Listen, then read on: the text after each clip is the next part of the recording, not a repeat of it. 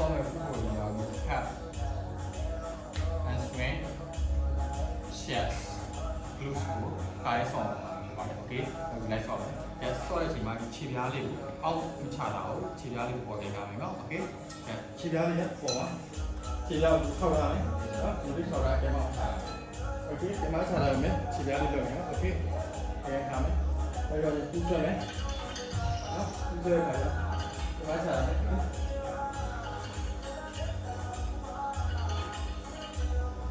ခြေဒ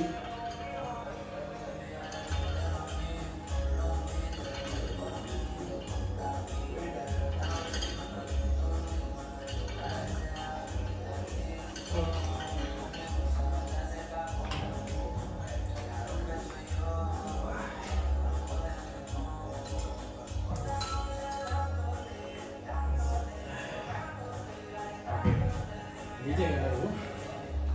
ကြည့်ရ